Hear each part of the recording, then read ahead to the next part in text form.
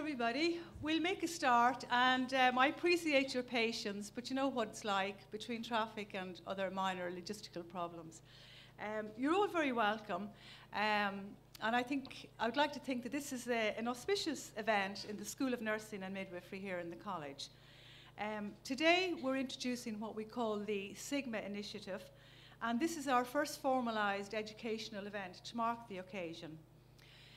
I'd like to just give you a little bit of background around the initiative. I know that a lot of you are already familiar with it, with the society and the ideas underpinning it. And indeed, some of you are maybe members of chapters in other countries. But for those of you to whom it's new, I'll just give a brief sketch of the aims and objectives of this International Nursing Society. As I say, Sigma are an international honour society. They're a global community of nurse leaders with members in 90 countries throughout the world. The main aim of the society and its members is to improve the health of the world's people. And they try to do that through drawing on knowledge that is based on research, through scholarship, through service and learning. Currently, there's no chapter in Bahrain, or indeed in the Middle East. The School of Nursing in RCSI here have taken the initiative and formed the Rafida Honorary Society. And this is the first step towards fulfilling this professional gap. And the ultimate goal, of course, is that it will lead to full chapter formation. And this, we hope, with your participation and active involvement, will happen by the end of 2014. We're very honoured today to have Professor Carman here from the Faculty of Nursing in Dublin, and that he has agreed to deliver our first the inaugural lecture for our first educational event. Professor Seamus Carman has a nursing career that spans almost 40 years. And within that 40 years, there's a lot of firsts. Seamus was the first professor of nursing at the College of Surgeons in Dublin. He is a registered psychiatric and general nurse and nurse teacher. He completed his studies at the University of London, the University of Surrey, and in completing his PhD in Dublin City University, he became the first nurse in Ireland to obtain a PhD from an Irish university. He is also a fellow of the Faculty of Nursing and Midwifery in Dublin, and in November 2010, he got a very prestigious award and became the first nurse from Ireland to be made a fellow of the American Academy of Nursing. He has also been very instrumental here in setting up the School of Nursing in Bahrain, and he's also been involved in setting up educational programs in Malaysia and currently working on programs in Saudi Arabia. He has over 130 publications to his name, and he has obtained approximately 3.5 million in research funding. His research work relates to mental health issues, clinical nursing activity, and he's also an executive member of the European Violence in the Psychiatry Research Group. He's undertaken significant RCT research work on chronic wounds, prevention of pressure ulcers, and his research group at the RCSI Dublin has contributed to the Cochrane collaboration and includes multidisciplinary research, collaborating with industrialists, surgeons, pharmacists and microbiologists in Ireland. His current research works involves an investigation to determine best practice for day surgery in Ireland. So we can see that in addition to Professor Seamus's research activities, there's a common theme that he is a first in many fields. So I think it is very fitting that he's here today for our first educational event to deliver this inaugural lecture entitled The Professionalisation of Nursing and Can Bahrain Learn from the Irish Experience. So without any more ado, I'll hand you over to Seamus. Assalamu alaikum, and delighted to be here. I'm going to try and perform a miracle because I thought I'd be able to read without my glasses, but 40 years in nursing makes you have to use glasses. So I'll have to use the glasses, but I'm trying to follow a script and also ensure that I have pictures and slides which portray my various points as I move along. So based on the history and evolution of our nursing, and this would be my contention, it is fair to say that nursing has been striving for professionalism for over a century. It is significant to note that the transformations needed to enhance the professionalisation process in nursing are taking place, you will be pleased to hear, but only very gradually. When one views the global nature of nursing and the internationally recognised role of the nurse, it is really difficult to understand why professionalisation is at different levels in different countries. One may ask, how can we accelerate the professionalisation process? There are many assumptions and different standpoints today in relation to the notion of the professionalisation, and I think this may be adding to the malaise of why nursing is not progressing further towards professionalisation. On the occasion of this inaugural educational event to launch a chapter of Sigma Theta Tau in Bahrain, I feel very honoured to have been selected to deliver this lecture. Some of you will know, not all of you, I expect. Sigma Theta Tau is 91 years old. It's not a person, but it is 91 years old. It was formed in 1922 by 6 nursing students. Weren't they very insightful? At the Indiana University School of Nursing. The Greek letters they chose, Sigma Theta Tau, stand for Storge, Tharos, and Time, translated to English as love, courage, and honour.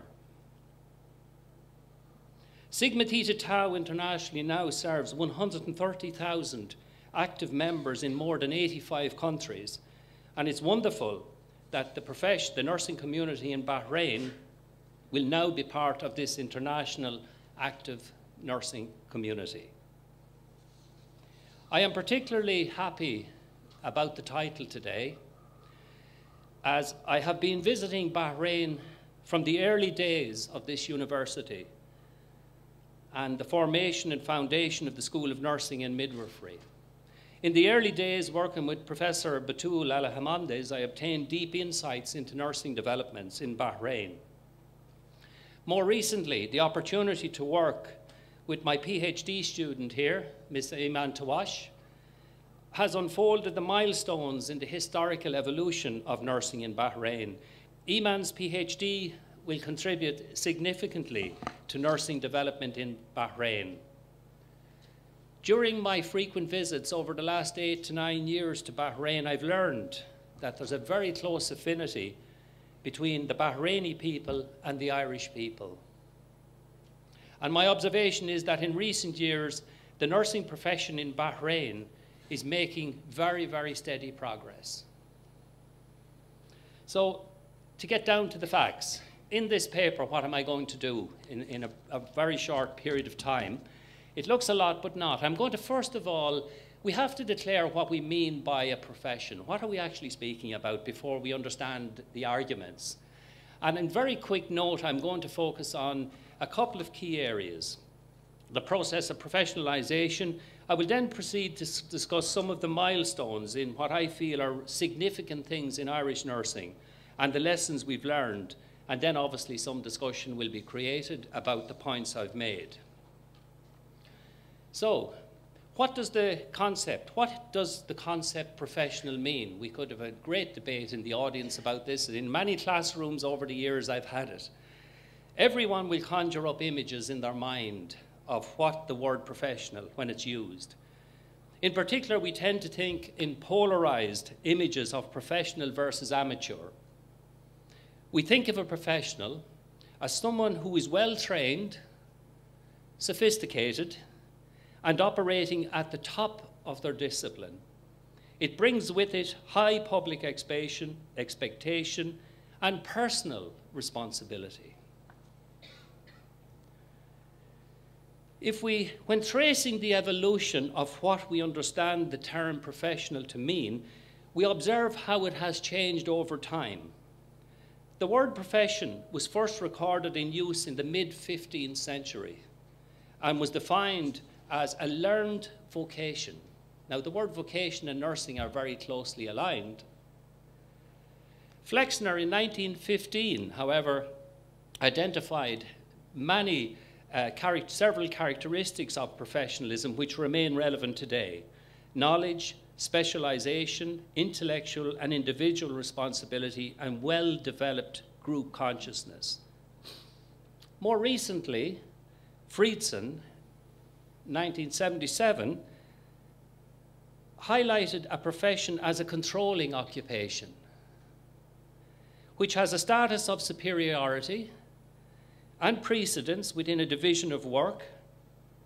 To me, what is really interesting is about the concept of profession is the movement over time from a learned vocation to a controlling occupation over the centuries. One of our established, most infamous writers on nursing regulation was Reg Pine. And in 1972, Reg Pine suggests that one of the hallmarks of a profession is that it exists as a result of legislation that is designed for the protection of the public. That links in nicely with Flexner's argument that it's a controlling occupation. Professions, therefore, may be seen to occupy a special position in society. The responsibility of a privileged position in society requires a profession to act in the best interests of society. And this is raised by Hughes in a discourse on professions, it was actually on medical professions, by suggesting that a profession must be built on the central ideal of creda emptor, let the buyer beware. When discussing the concept of profession, the writings of the great Austrian philosopher Ivan Illich, I loved reading his work when I did my studies at one stage, in my master's degree in particular, and it's particularly noteworthy here. Illich's portrayal of the institutions of contemporary Western society and the professions is interesting. In his Limits to Medicine work, first published in 1975, Illich argued that medicalization in healthcare frequently caused more harm than good and rendered many people, in effect, lifelong patients. He suggested that professional dominance has progressively undermined the capacity of individuals and groups to assume responsibility for their own welfare and well-being. Professions, therefore, comprise an elite class of people cut off to some extent from the common people and occupying an elevated position in society. One would question if that was the intention of a profession in the first instance. In a similar vein, one of our best Irish writers, George Bernard Shaw, gave us a warning in his literary exploits. George Bernard Shaw claimed that professions are conspiracies against the laity. So we have a picture here that we wonder about, from a learned vocation to a controlling, to now a conspiracy against the laity. So it's a very interesting discourse we have. It's not as clear-cut as one would seem when we talk about professions. So very briefly, let me explore professionalization. As society evolved, we attempted to put structures around professions to protect from people, to protect the society from professions. So professionalization is this social process by which an occupation transforms itself into a profession.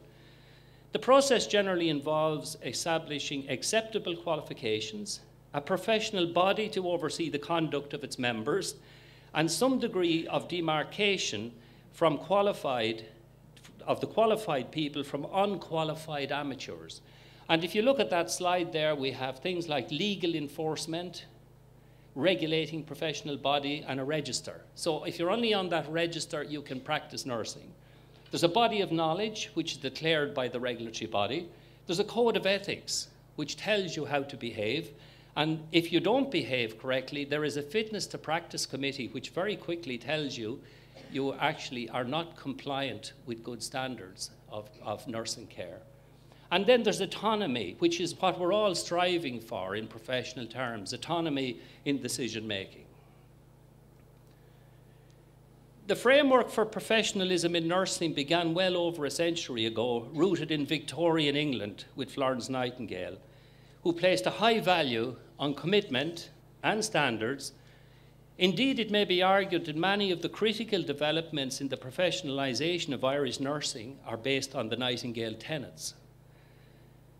And today, when nurses are requested to identify the core values across the world, the literature will show us that they are surprisingly consistent. Nursing values reported include honesty, responsibility, pursuit of new knowledge, belief in human dignity, equality of all patients, and the desire to prevent and alleviate suffering. However, I'd have to say, in that period, the contribution of nurses and midwives was not always readily recognised. And I suppose that, with tongue-in-cheek, that slide gives us some idea of what many of us in our careers might identify with. So that's professionalism. I'm going to park it. I've tried to tease out the concepts.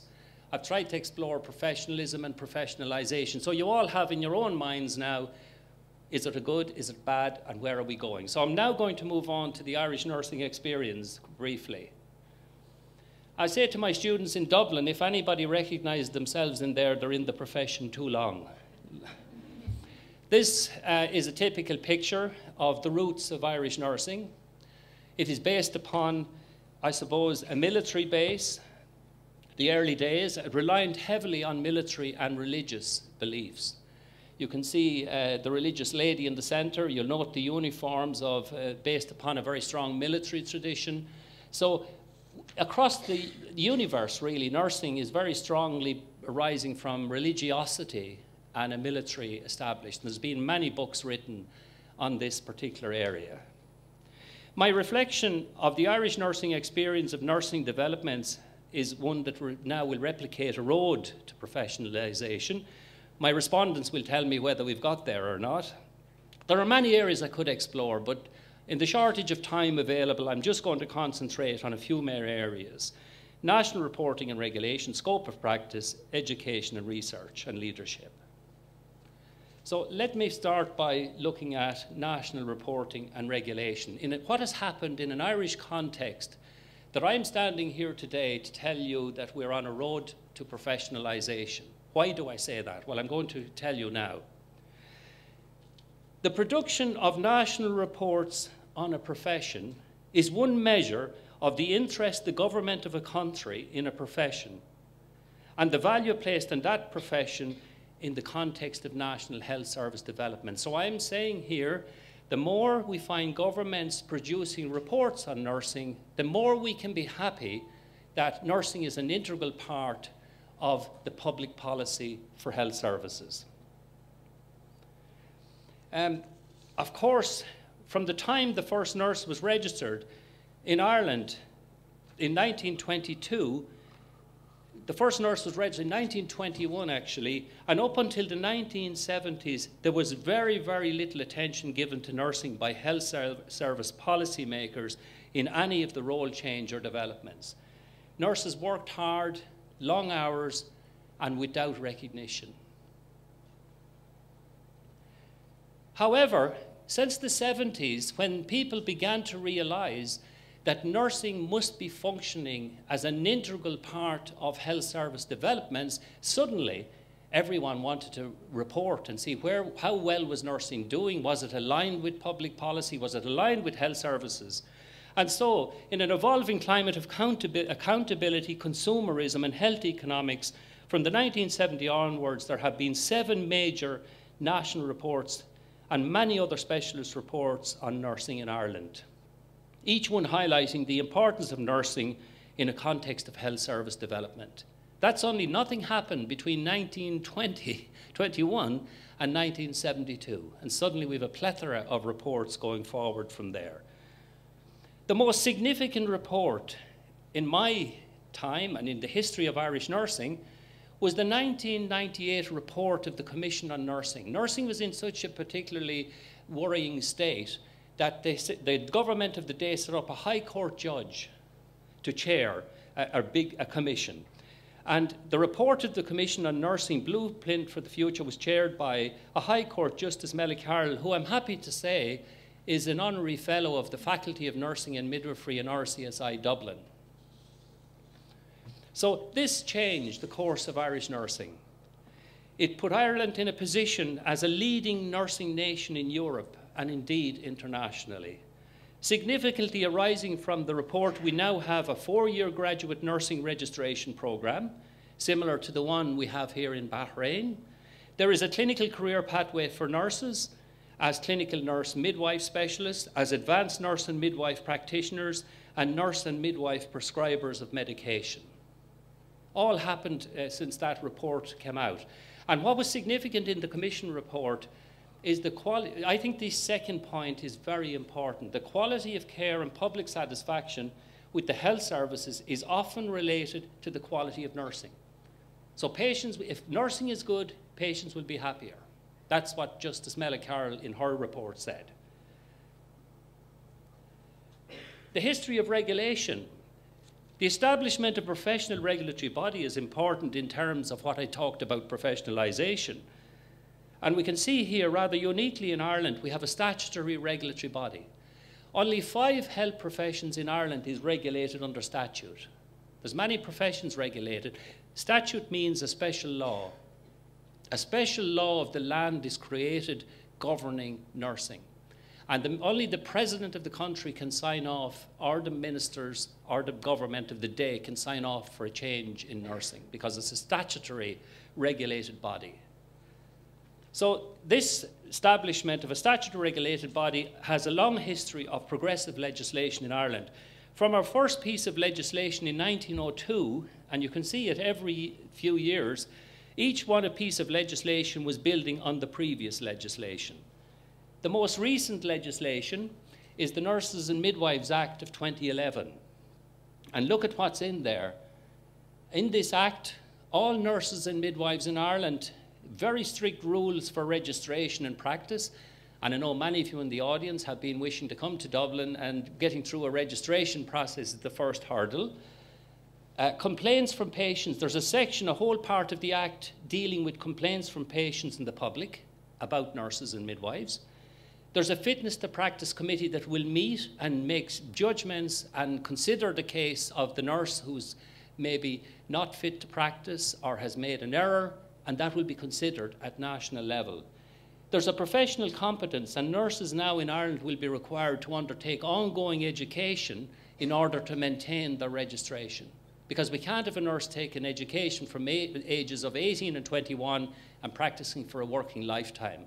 Not possible that competence can be maintained. And then there's education and training. So this was a big change in our position. Alongside that, I would say that what we have to look at here is a scope of practice. If we don't know what a scope of nursing practice is in any country, it does not help the development of nursing. In recent years, the role of the nurse in Ireland has extended and expanded in terms of scope of practice. And in my view, and this is only my view, the measure of a profession is its ability to identify need, respond, and change to meet the outstanding need of people in the health services. However, this requires planning at national level and the mobilisation of available national structures, processes and resources. Following the Commission on Nursing report in 1998 in Ireland, the nursing profession in Ireland more than before became part of the strategy for the development of health services. Commensurate with nursing development of recent years in Ireland, the role of the nurse has experienced more change in the last 12 years in Ireland than it has had in the previous 100 years. The changing role is easily detectable, and I'm just going to show you a simple statement from literature in Ireland to show you how the role, and the first change, how it took place. This was a matrons conference in 1958 in Ireland. Now you're probably smiling to yourselves when you read it. Duties normally performed by doctors are now routine nursing procedures. For example, the taking of blood pressure. That was only 1958. We'd say to ourselves, sure, these people don't have to be even qualified to take blood pressures. Now, if I fast forward from 1958 to 2013 in Ireland, we have advanced nurse practitioners in a short period of time. We have advanced nurse practitioner, and the role has to be contrasted with the role outlined in the Matron Conference over 50 years earlier. The role of the advanced nurse practitioner is enshrined in law, strictly regulated, and within the advanced practitioner model, nurses can receive patients with undifferentiated, undiagnosed problems, initiate treatments according to agreed protocols, make professionally autonomous decisions, work independently but close with other professionals, and respect professional boundaries, monitor and improve standards of care, audit and research. In managing the role in clinics and patient caseload, the role of the advanced nurse practitioner has been evaluated very positively. Huge evaluation of this positive development outside of the profession. And why has it been evaluated? Because it's led to speeding up of patient access to services, also monitoring patients with chronic disease and developing models of primary care. For example, people with COPD, coronary heart disease, chronic congestive cardiac failure were on similar medications for years. The nurse prescribers are now taking them into a clinic, reviewing the medication and changing the medication, and it's been a new lease of life for patients with chronic disease. As well as developing health services, the role of the advanced practitioner model is also very economic and effective. In fact, so much so, a new scheme in London now has nurses doing surgery. And this is an article from the Royal College of Surgeons Journal in Edinburgh. Nurses now have their own theatre list. They're doing things like skin suturing, stapling, minor surgical procedures like inguinal herniorrhaphy, varicose veins, diagnostic endoscopy, OPD clinics, very effectively, very efficiently. So there's no boundaries to where the scope of practice, providing it is tightly regulated and protected within law. I now wish to move on to another area, which is nursing education. The history of formal nursing education, as I've said previously, dates back to the Nightingale era. It was revolutionary in its time, but it offered little more than a training to nurses. And in terms of instilling vital abilities for professional practice, like evidence-based practice, lifelong learning, it really didn't happen. And the history of Irish nurse education was the model of nurse education really started, and it was maintained until 2002 from the early beginnings of the 1900s. And the recommendation of the Commission on Report, an investment of €250 million, 127 million BD approx was invested in nursing education in Ireland at that period, following the Commission report. It developed a university. New schools of nursing were built in all universities. And such a change was a paradigm shift in terms of upgrading the profession. And this change has ensured that nurses, like all other healthcare professions, receive their undergraduate education in a university with a graduate qualification. Graduate nursing education provides an important platform for the development of nursing research. And in that regard, it contributed significantly to the professionalisation of nursing through an enhancement of nursing knowledge.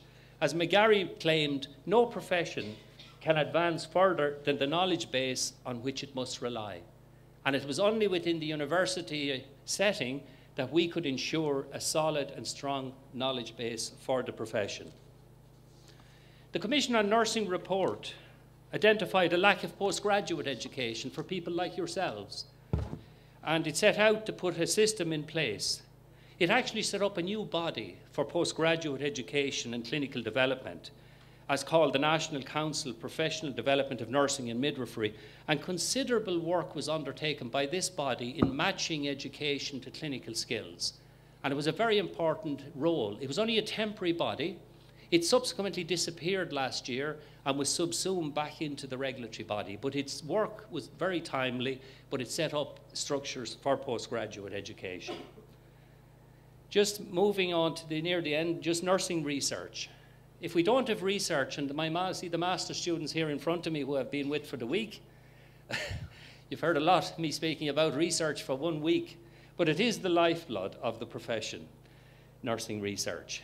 And I suppose we have to look back again to the Nightingale era. The location of nursing education in the Irish university setting was important in setting up a nursing research agenda. And we see here, you know, the development of way that Nightingale, with her work in Scutari and the Crimean War, where she set up hospital bases and changed systems through keeping statistics. Like our little SPSS model this morning, the MSc students, but they maintained statistical records. And they used data to generate and improve army hygiene and spectacular graphics. These are little things that were recorded from that early period that, you know, we'd struggle today with, but these were designed in the Nightingale era. The one thing you realize is that research has lost its way, because researchers love to, even when we were formulating research questions during the week, they love to research things that nobody else knows about. Research the obvious that has never been researched. And as we say, 90% of diseases in medical journals affects only 10% of the world's population. What happens to the other 90%, you ask yourself? Very important that we keep what is important in mind. So the location of, following the Commission report and the location of nursing education in the university led in Ireland to a research strategy. A research strategy in 2003 was published, and it was closely followed by the publication of a nursing and midwifery research priorities in Ireland in 2005. The research priorities and report strongly promoted and supported the building of a body of evidence illustrating the effectiveness of nursing and midwifery practice. The strategy pointed out that research is just not an academic exercise. That's important. And that the ultimate success of the strategy will be determined by its contribution to patient care. Special funding arrangements for nursing research was made through one of our national research funding agencies, the Health Research Board, and there was actually positive discrimination towards nurses in order to be able to access research funds, as traditional medical people had always accessed research funds. So, every school of nursing, and this is my own school in Dublin, we were asked, each school of nursing, it became important to them to develop their research agendas. I brought along a copy of our annual research report to the students this week and left them in the school, and that's our last year's report. But you can see we've built up a fairly important profile of research expertise in different areas. All schools in Ireland probably could present you with a similar list, but these are what our students, PhD students, are doing, postgraduates, and we have a focus in the school in these kind of areas. But that again came from the research strategy guiding us into these particular areas. And just an example of one of my students. This, just to tell you a brief story, and I hope I have time, very briefly, this student was working with a researcher and dealing with asthma patients. And the consultant kept changing the medication because people kept suffering from asthma, not improving. And she thought to herself, is it the medication or what? Make a long story short, we devised a patient compliance system and introduced an education program. And effectively what we discovered was all the patients who had been in the service for years didn't know how to use an inhaler properly. And all those patients now have reduced medication. We gave them an education program, and we found statistical significance between what the patient's compliance or competency was before we gave them the education program and what they were like afterwards. Very simple compliance inhalers, and how most patients don't know how to use inhalers, so they were having the wrong medication or not knowing properly how to do it. I'm going on now to my final part, you'll be pleased to hear, and this is the most important part for you in Bahrain, which is leadership and management. Now, what does that remind you of? When we look at the profession, we haven't a great reputation with our own junior nurses, and I think we need to be kinder to our young junior nurses. In our own profession, we find that people outside of our profession tends to undermine our responsibility. So I suppose we're always walking a tightrope. That poor little cat there, look at the Alsatians, but the way they're lined up observing. So it depicts very much of the particular position of nursing maybe in health services. What I'd have to say about this is the terms leadership and management are sometimes used interchangeably, and the relation between the two continue to prompt debate. There is a clear need for both in healthcare. However, in my view, the health service is overmanaged and underled. This is generally a problem across health services, and indeed is an international problem. It can be claimed that leadership is essential to the development of a profession. The majority of international literature suggests that there's a need to strengthen nursing leadership. At the formation of formal nursing, I suppose, by Nightingale, I keep going back to the reference roots in history, Nightingale was conscious of the need to structure. She advocated, let whoever is in charge keep the question in her mind, not how can I always do the right thing myself, but how can I ensure that the right thing shall always be done? Sign of a good leader, good manager. Nightingale also advocated radical changes to the design and constructions of hospitals. Her famous publication, Notes on Nursing, written in 1890, refers to the ventilation and warming of hospital wards, reflecting the prevailing view that foul air was the cause of disease. Nightingale also emphasised placing patients in the best health for nature to improve their health, nursing patients from bad health to good health. Nightingale, in this early period of nursing history, set out to formalise nursing and to ensure that it played a leading role in healthcare. This is to be contrasted with a BMJ, we're familiar with that journal, a BMJ editorial in the early 20th century. And I quote from that BMJ editorial in the early 20th century, and it says, "The nurse must be a person who pays blind obedience to doctors' orders." While Sir William Gull, the leading physician of the day, thought nursing will, and quote again, will never be what it should be until it is made a religion. Underlying such medical hostility was a fear that the doctor's authority was being undermined by nurses, and this view was supported and encouraged by the lay governors of hospitals. In Ireland, there have been efforts to develop nursing leadership with focused initiatives to develop nurse managers. It is almost certainly the case in Ireland today that all appointed nurse managers will have a qualification in management. There's an association of Irish nurse managers, and nurse managers are represented on national committees and policy development fora. However, further efforts are required to strengthen leadership qualities in nursing, and this may mean nurses becoming more political in pursuit of professional nursing agendas. We have seen many changes during the course of nursing history, and the 19th century teaches us that nurses must be central to the running of hospitals, not just those areas deemed appropriate by the medical profession. This will require not only improved nursing leadership, but also enhanced opportunities for nurses to realise their potential through education and training. In this way, everyone can benefit. The physical and psychological and social environment for the patient in hospital is largely determined by the nurse and what they do for and with patients. Yet, historically, the contribution of nurses to healthcare has not been recognised sufficiently. As the Commission on Nursing in Ireland report in 1998 declared in its opening pages, the quality of care and public satisfaction with the service is often related to the quality of nursing services.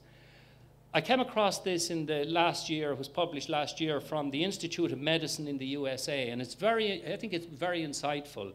And the fact that it's published by the Institute of Medicine equally makes it important. And the Institute of Medicine has set out an agenda for nursing leadership in terms of the future and in maximising the nursing contribution. The message from the Institute of Medicine is clear. We must ensure that all nurses practice to the full extent of their education and training. We need to ensure the highest level of education. Ensuring that nurses are full partners with physicians and other professions in redesigning healthcare is essential. Nursing manpower planning is generally poorly conducted in most countries, And to make it better, we need reliable and valid data collection and information systems. That is from the Institute of Medicine in the USA.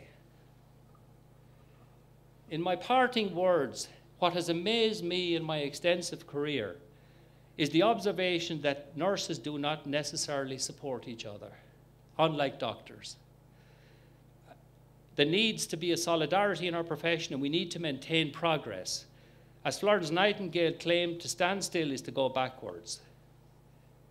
And someone I love to read in leadership terms is Charles Handy. As the leadership and management guru Charles Handy suggested, if we are to develop policies which work in this century, we have to think of work as it actually is and not as it has been for most of the last century.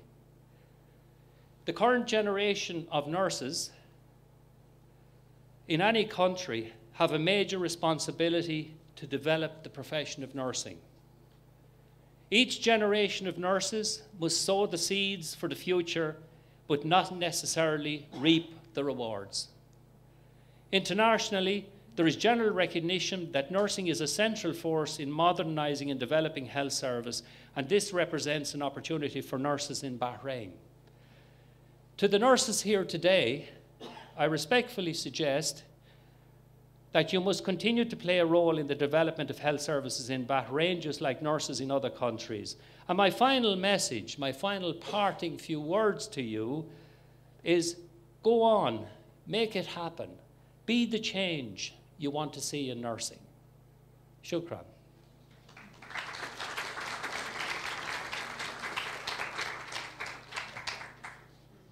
Thanks very much, Seamus. That's an excellent speech. Now, it's focused, as you know, mainly on the Irish experience with some interpretation for Bahrain. But to get it fully contextualised within the Bahraini context, we need Bahrainis themselves and others who are working in Bahrain to interpret for us. So we have a panel. We've invited speakers. Dr. Fatima Al-Wahid. She's the Director of HR from the Ministry of Health. She's going to join us in the panel. Dr. Fayrouz from the King Hamad University Hospital, Director of Nursing. She will also join us. And Major Amal from BDF. So this will be the panel. They have their own views. They've had a chance to read the paper and construct a response to the paper from their different perspectives. And then after that, we will have open discussion from the floor. So that's the format for the next little while. Each of the panel members has been given between 7 and 10 minutes to make their presentation. We'll try and keep them to that schedule, difficult as it might be at times. But we want then to open the floor for a wider discussion. It's great having such a wide variety of members of the audience here, students, experienced faculty, practitioners from different hospitals, different environments of Bahrain. It's a fantastic occasion today, and let's hope everyone gets a chance to speak. There will be rules governing audience participation, and I'll talk about that nearer the time. But if the panel can take their seats, I think we'll start with you, Dr. Fatima. Yeah, you have a presentation to make. So if you come here, the others can just wait just now. Thank you. Assalamu alaikum. First of all, I would like to thank RCSI and Sigma Theta 2 for inviting me today to be in the panel of experts on this paper. And it's really very exciting experience for nurses in Bahrain to have Sigma Theta 2 chapter established on this island. We really, as nurses, we think we are very proud to have this happen, and it is one step in the milestone of nursing practice in Bahrain.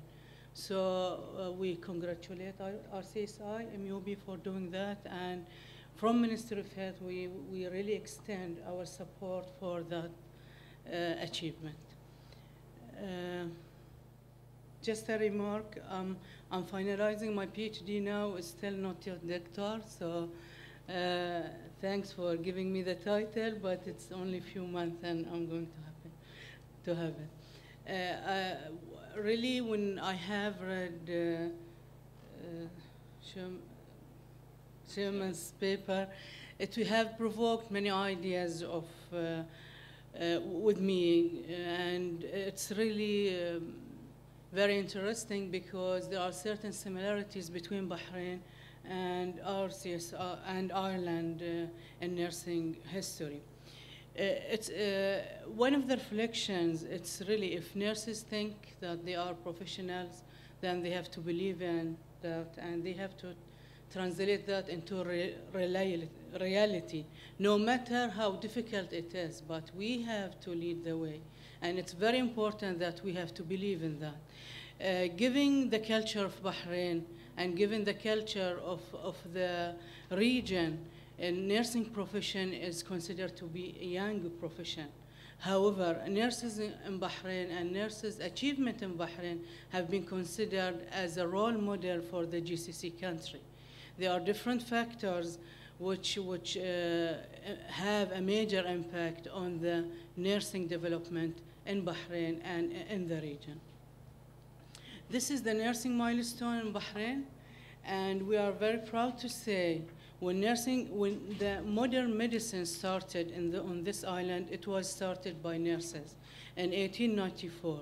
And from there, the healthcare services was led by nurses. And there are many achievements along from 1894 till to date. There were very major changes in education and regulation and also in nursing practice.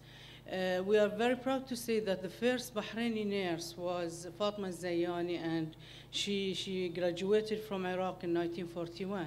And she was the first one to take the lead. And she was a woman of first in many things. First one to be a nurse, first one to drive a car, a woman to drive a car, first one to conduct community healthcare and home visits.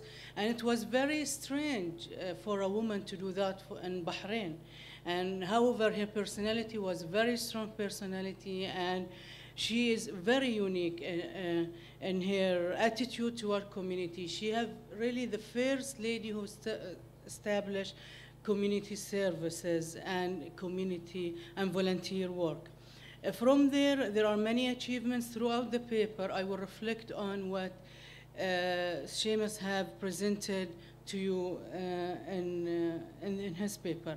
This is the dimension of nursing practice. There are similarities to what Seamus have presented. There are a lot of work have been done in Bahrain in regards to education, regulation, practice, leadership, and research. However, we are in a community where the social factor have a major impact on nursing, plus the economical, cultural, political, and religious and demographic factors. In Bahrain, women, when we started to join nurses, some of men were not accepting to marry a woman who works as a nurse. We have struggled with this, but there was a lot of work have been done in this community. Many female was left single, not married, because they have choose this profession. There is a lot of factors have been influence nurses. However, now nursing is a wanted profession. Nurses are proud from themselves, and men are very proud that they are married to nurses now. In the past, we have a lot of social factors that have prevented even female to enter the profession. Having nurses leadership in the right position with the courage to face the community have totally changed the picture of the woman and the female image and nursing in Bahrain. Nurses were, to start with, were paid low. They were not on good salary scales. They were working in very difficult economic and social context in the hospitals or in the clinics. However, throughout the days, nurses now having their masters and PhD, and they are well recognized nationally, regionally, and internationally.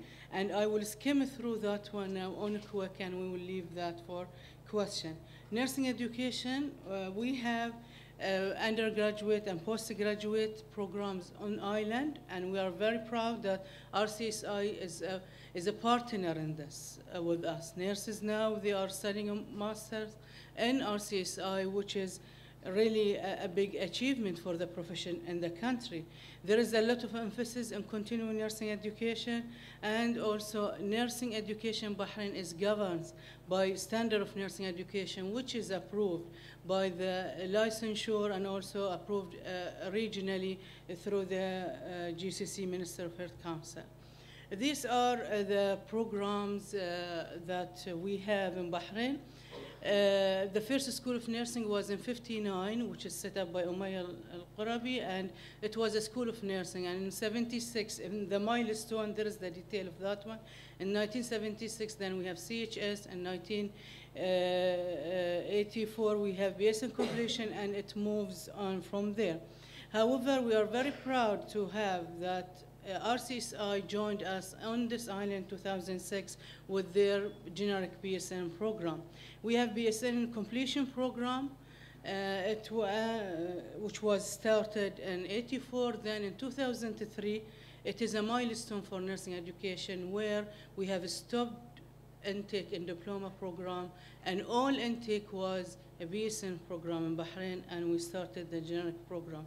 We have a group of post-basic specialties, post-diploma programs in Bahrain where nurses are specialized in midwifery, community, and psychiatry. And we are happy that even in RCSI, nurses are getting specialization from different aspects and also in different area of practice. Associate degree was there, and it was there for many years. We have many graduates of that program who still work in the services, and now we are College of Health Sciences, which is recently moved to Bahrain University, and this move is really rewarding for nursing profession, because now the nursing education is under the umbrella of university plus RCSI, so there is no nursing education in Bahrain without umbrella of a university, which is really a good movement. The AD program stopped in 2003, but still we have people in the services who work with that diploma, and we have bridging program. RCSI and CHS, which is abbreviation for College of Health Sciences, they are having our MBSN program, and we are really trying to push more nurses to move from AD to BSN. BSN, we have nurses who have finished their master and PhD. PhD, we have few of nurses, Bahraini nurses who have PhD. Master, we have a good group, and we are having at Ministry of Health, we have HR plan, where we have identified the number of nurses who should get their master plan and during the coming 10 years, and we are very happy to have RCSI part of on board with us to help in that one. Regulation, nurses practice in Bahrain regulated, and similarly to Ireland, and it is regulated since Amiri decree in 1987, and the first nurse registrar, Bahraini nurse, was appointed in 1991. Currently, since 2007, we are reviewing the Nursing Act, and there will be a law for nursing practice where we are allowing the advanced nurse practitioners to practice and to open their clinics and also to open their healthcare center and community center. In 2010, the National Health Regulatory Authority was established, and I'm honored to be the member of that board. That this is a regulating board which regulates all healthcare professionals, whether it's medical, nursing, allied health. It regulates also the healthcare facilities, medication, and many and pharmaceuticals, and many other aspects of healthcare services. We are really, as nurses, honored to have a nurse on that board, and we are very happy that we are pushing the agenda forward to have nurses with advanced practice degrees to open their centers, And we have proposed to the board that one of the candidates who are able to have, beside physician and allied health, are nurses with the right qualification, and we are working now on the standards of that one. Soon there will be a law, an act published to allow nurses to practice in advanced practice level in Bahrain. Practice in Bahrain is regulated similarly to Ireland. There are a nursing and licensure and registration committee, and there is nursing code for practice, and there are many guidelines and policies to govern nursing practice, especially in Ministry of Health. There are standard of nursing practice and many other which is nationally recognized. Nursing management, the career pathways in nursing practice, nurses either they remain in clinical settings, or they go for management, or they really join education, whether in nursing continuing education units, or they move into universities. Nursing management, we are very proud to have a group of nurses in Bahrain who have been working very closely at strategic level and executive level. We have a nurse who became the Salmani Medical Complex CEO, it is very unique. She was the first female to have that position, and she was the first chief executive officer to run a hospital. Nurses, they are on the board of hospitals, they are in ministerial committees. They are also prepared to do that one. We did not leave nurses, managers to struggle without their proper qualification. Most of our current head nurses, chiefs, and deputy chiefs, they are either master, some of them now, we have some heads, or one of them have PhD, and also most of them, they are having BSc in nursing. We also, with ICN, with the International Council of Nurses, we have run the LFC, which is Leadership for Change program, to prepare the future leaders of nursing and Ministry of Health. And also, a group of nursing leaders have a diploma in healthcare management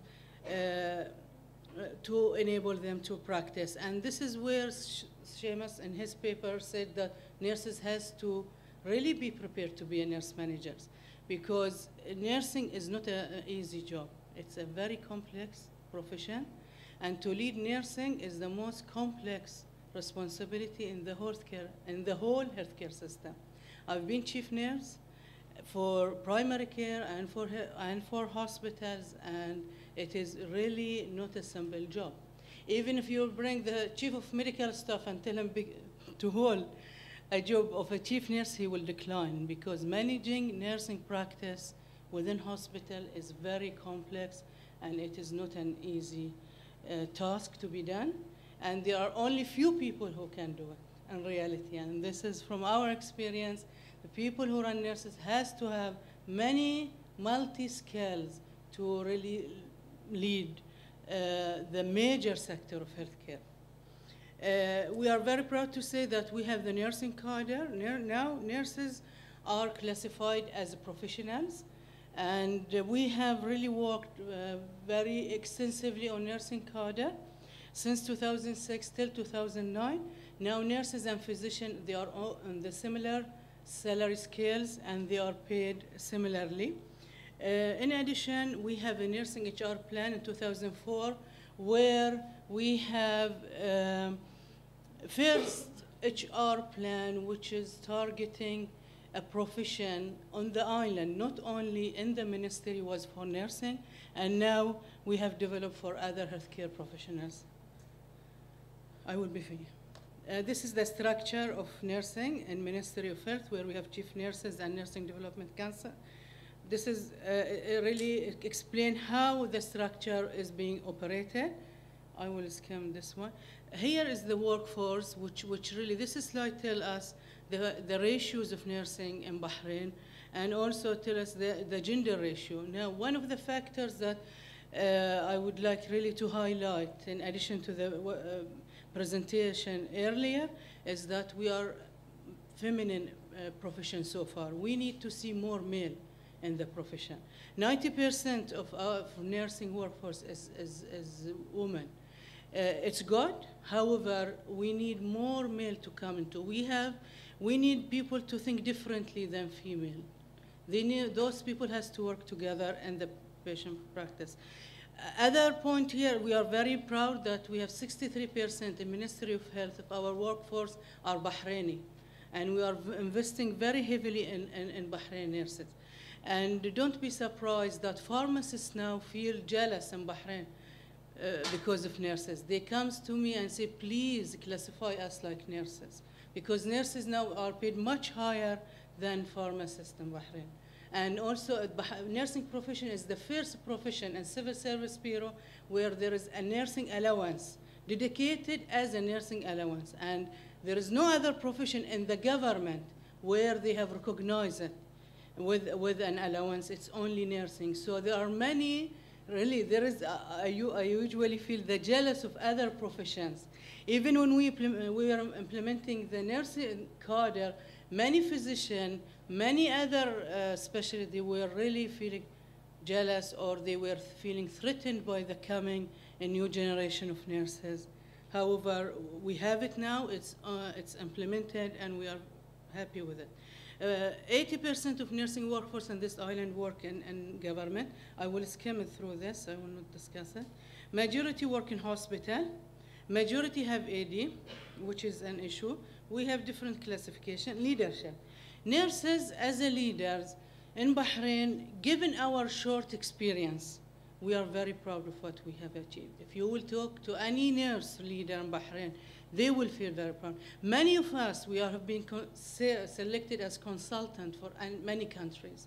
And we have developed nursing education, nursing practice in many countries. This is a touch on our achievement in Bahrain. We have nurses in the Shura Council. We have nurses in director position in the government.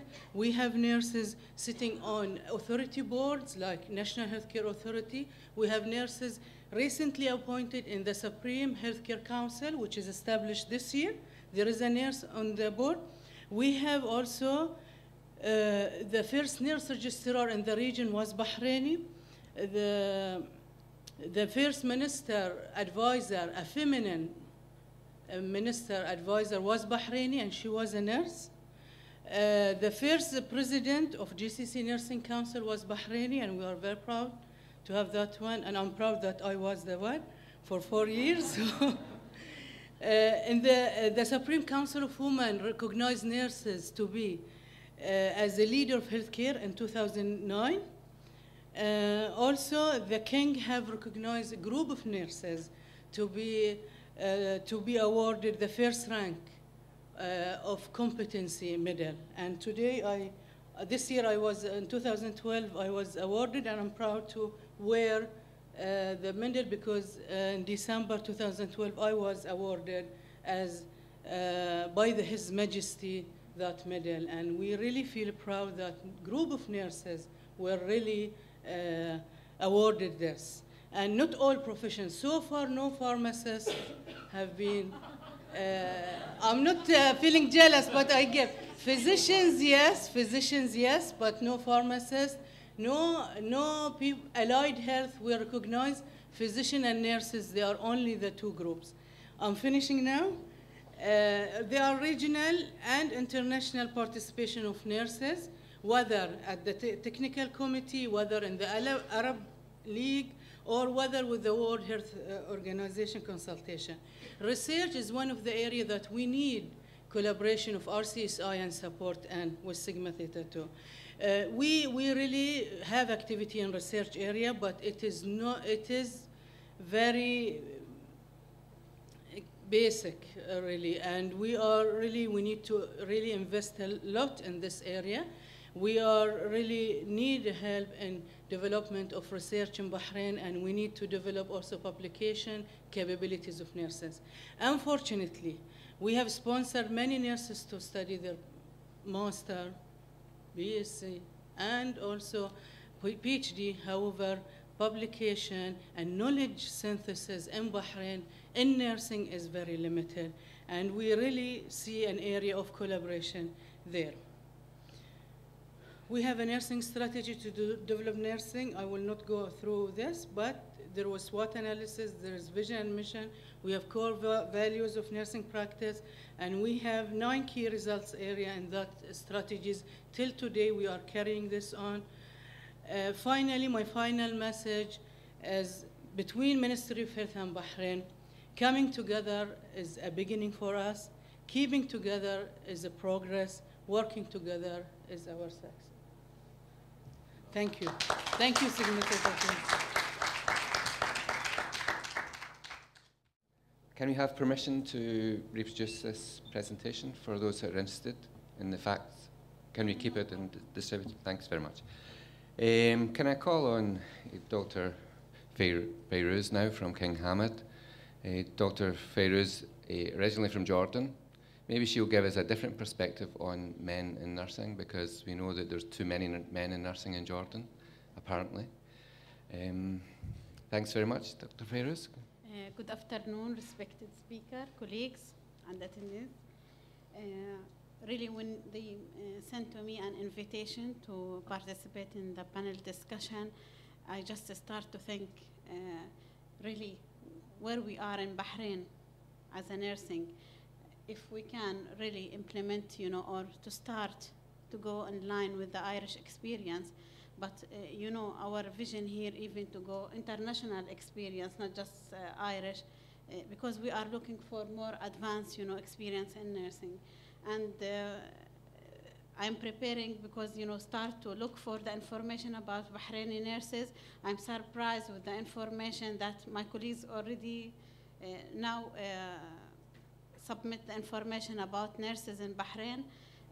When I start to look for internet information, to ask resource person about this information, I start to, to surprise that we have all this information. I will not go through it because I don't know actually she's participating. So she already mentioned most of the things that I need to mention it in Bahrain. And really I'm proud that we have such, achievement in nursing. So I need to thank all the people, they already start developing and implementing and achieving this achievement in nursing. For the speaker paper, when you listen to the subject that he present, it's typically nursing experience all over the world. Even other countries other than Bahrain, they go through the same steps, starting from value of a profession till developing base of knowledge for nursing, then advanced practice. It's the same story. And if just to remind you regarding specific information, you give it in your presentation, starting from Flexner 1915 and Fritzon 1970, they already, all of them, they are talking about the same themes. And it's a fact. This is what we need in nursing to achieve a lot. But the matter is the time. How and when we can achieve these things. If it will take from us 100 years, no. We need to achieve it through 1 year, 2 years, 5 years, not to go through 60 or 70 years. And this is what actually nursing before all over the world, they took long time to approve or to improve the image of nursing. So what you mentioned regarding value of nursing, yes, we agree all that we need to work on the value of nursing. And this is what we already, start to, to touch it in our practice. By the way, I am here in Bahrain since 4 or 5 months just, but I have a lot of information about, what they achieve in the Ministry of Health, what they achieve all over Bahrain. So they already start to develop or to improve the image about nursing. And this is what we already start to touch it in the clinical area, hospitals. Because I am as a director of nursing in hospital, King Hamad University Hospital, I start to find, a good quality in nursing. And this is obvious for all. And even the school, university here, they already start to figure the quality of nursing here in Bahrain. They are qualified, they are, smart, prepared well. Maybe because the location of Bahrain in the middle of the Gulf, so they have a lot of experience and information shared between these countries. So they acquire all this information and this experience, and they start to reflect it in their education and the training, which is, you know, it's a good or success for nursing to start with. At least there is a base of knowledge in Bahrain regarding nurses and how they can achieve or to be advanced in their nursing profession. When you mention about regulation, we know that we are struggling even in the hospital regarding the laws and regulation in Bahrain, and this is what we need to focus on more, because really in the clinical area, I know maybe admin position or, you know, managerial position in WHO or MOH or BDF hospital, private hospital, they are struggling with the law and regulation. So we need to have a clear guidelines about rules and regulation, and we need to focus on that. Because from rules and regulation, you will start to develop your own standard of practice or to adopt it, because it's already ready in nursing a profession. We need to start to work on, you know, fitness for practice, because this is very important, because, you know, the culture here is unique. You have multi-cultures in Bahrain, so you need to start to think about, you know, culture diversity in Bahrain. So we need to start to consider it when we develop the rules and regulation. In addition to that, the training, of course, they start here in Bahrain. They have 2 schools, graduated BS degrees in Bahrain, and they already have their student, or they already sponsor for specific students in other Gulf area or even Western area. So this is a start, but we need to focus on the clinical area, because this is my concern, the clinical area. We need to start to develop training, education program, at least to decrease the gap between theory and the practice, and we know the gap is still increasing, we are not decreasing. Research is very important, because what we find that, as you mentioned, and thank you for mentioning this, because last week we discussed, or this week we discussed research and evidence-based practice, which is very important for nursing to start to build the culture, to have research and evidence-based practice experience in the, starting from first year of education, because we need to build this culture. At least if they have experience how to be involved, to share, to participate in researches, or to implement evidence-based practice, still we are at the beginning. So we need to start to build this from school's time. And I agree, 10% just researchable. And we have 80%, and 80% which is the most important thing. We need to start to look at this issue, which is we need to build it in the rules and regulation and training, or developing the knowledge base for nursing profession in Bahrain. If we start from now, in the future we will not struggle with, you know, doing researches, and we need to participate in, you know, doing researches, participate in implementing outcome of researches, okay? And this will lead me to the leadership and management, which is one skills we needed for managerial staff in Bahrain to acquire it, to do researches, to participate. If we need to compete with other profession like medical profession or another profession, we need to start to be involved in the decision making. How? We need to be involved in preparing, developing researches, implementing evidence-based practice. And because it's continuous or circle, you cannot ignore one item of the circle. It will, you know, continue open the circle. So you need to have to be involved in research, to build a good knowledge base for nursing, to start to coordinate between the practice part and theoretical part. In addition to that, you know, we need to have or to adopt standard of a practice in Bahrain here. And we need to consider the setting that we implement this standard in. I will not be through, just 2 minutes. Okay. You mentioned Migari 1988, he mentioned something about knowledge base. And this is, you know, the core of the focus or our concern we need to focus on, as we mentioned.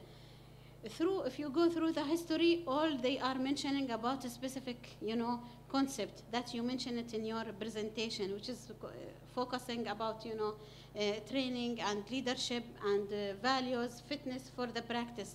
This is the main core. But again, my question for you as a speaker, we already know all this information about the main issues that we need to focus on or to concern to achieve what we want. Okay, we know all we know this information, so why still we are struggling with our profession? This is question, first question for you. Okay. Second, I forget the second question. Okay, if you answered me this question, I will go through the second question. So it will be open for discussion. Why we are still struggling in our profession in nursing, and of course, or in spite of we are knowing that these the main items that we need to focus on to developing our profession. Still, the problem is not resolved internationally. We can leave that question to more open discussion. Okay. When we're sitting in front here. Thanks very much. Thank you. Do you have anything else? Okay, thanks very much. We've already started with the questions. Can I ask Major Amal to come up then and give her thoughts from a perspective of BDF? Thank you. It is always the case, Seamus. When you give a presentation, it's very difficult to present or give a speech after what you have said. But my colleagues today, they made it more difficult. Addressing some aspects of my presentation in addition with the time constraints that I have to finish in time because I am the last presenter. But what I have learned from you this week is simple, the word simple. So therefore, I'll try to make it short, simple as much as I can, but at the same time, saying it's a simple, it does not mean only leaving it at that stage, because I'm taking this challenge today to speak after you and after my expert colleagues, because life is about challenges.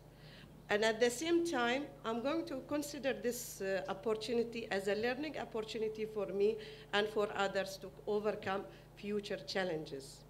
So please accept my apology for not having a presentation and PowerPoint, because I thought of keeping it simple. This is what I have learned from Seamus this week. I have been attending his classes, some of his classes this week, and this is what I have heard from him all the way. Keep it simple, keep it simple. And this is what I have decided, not only for running this presentation, but taking this message with me in my profession. We nurses tend to do a lot, and sometimes we forget to be simple. So therefore today, I will talk about being simple, but at the same time, linking it to challenges and opportunities. Being simple, but at the same time, taking it into an aspirational level, where we can start as simple subject or project or task, and where it can reach as an aspiration. So to start simple gradually, but a steady progress, this is how nursing started in Islam in general, and it progressed gradually. We all know about nursing as an achievement, nursing as a profession, and I always found, a lot of similarities between the Irish culture and the Bahraini culture. When you sit with colleagues or friends, you share a lot of common things culturally. And I thought that's it. But when I have heard your presentation, I came to know that we share almost a lot of things within the profession. We started slowly, but gradually, and we are taking a steady progress steps in our profession, and we will get there. Because you reach there, we will be able to do it.